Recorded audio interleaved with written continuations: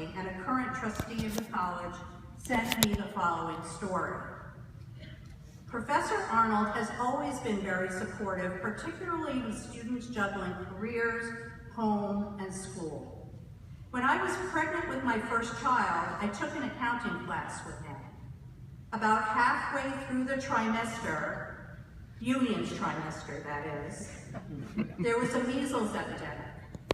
Professor Arnold called to let me know about the epidemic and offered to meet with me off-site so that I would not be at risk. I was able to drop off assignments at his home, and we met many times in my office. Because of his care and concern, I was able to fulfill the course requirements, take the final exam, and pass the course. And about a week after the course ended, I had a healthy baby boy. Dr. Joan Hollister, a professor of accounting at SUNY New Paltz and one of Don's PhD students, wrote, "Besides being a gifted and upbeat classroom professor, Don Arnold extended himself personally to be supportive of his students and colleagues. Frankly, I might never have finished my PhD if I ignored his attempt to counsel me. Joan," he would say, "sometimes you need to take a step backwards in order to be able to move forward." His contribution to the development and training of both professional accountants and accounting faculty throughout upstate New York has been significant, and his teachings continue to be passed down through the work of all he influenced. Max Reed, one of our German exchange students, who is now the CEO of Helgeror Systems, a major German company, wrote, "You asked me to share a memory of Don Arnold. One distinct memory I have is of every member of an accounting class sitting on the floor in Don's office and spilling out into the hallway in Bailey Hall on the weekend, with Don providing private lessons. Relentlessly, he taught us until each and every one of us got the point. He was a very inspiring professor, and I have never seen such dedication by a teacher before or since." And finally, from our very own board chair, Larry Carr, who is one of Don's students as well, he wrote, "Don was the heart and soul of the accounting program at UGC. He was able to attract the non-traditional PhD student, someone like me, and build a custom program for each of us. He was personally invested in our success.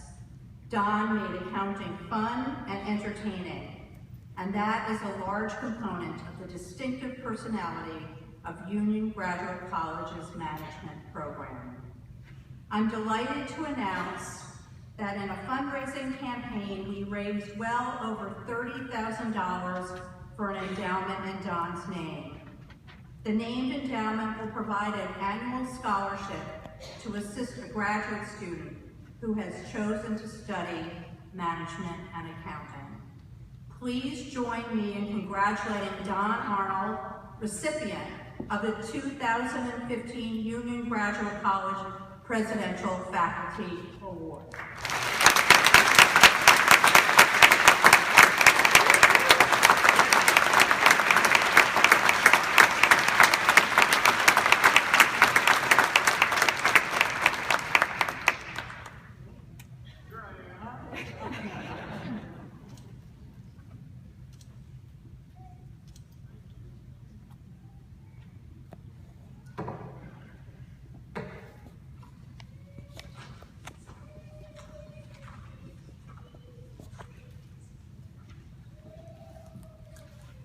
I'd like to thank Dr. Schweitzer for this great honor. When I retired from full-time teaching, I told folks that a career as a professor is like having a piece of your favorite cake for dessert at each meal. When a group of my PhD students made a significant financial contribution to have the classroom named in my honor, it was like having my favorite frosting placed on top of the daily cake. Receiving this honor today is like having whipped cream placed on top of that frosting. And to receive this honor today with my entire family, including my grandson Aiden here today, is like having a sweet cherry placed on top of that whipped cream, on top of that frosting, on top of that cake. This is great. Thank you, Dr. Schweitzer. Today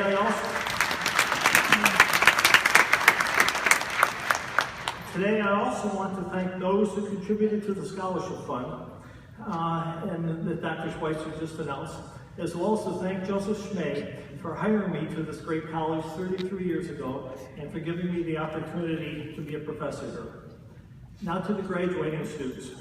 Today I have a homework assignment for you, and you thought you were finished with them. But once a professor, always a professor, so here's my assignment. While you should be very proud of your accomplishments in earning your graduate degree, you must realize that you did not accomplish this all on your own.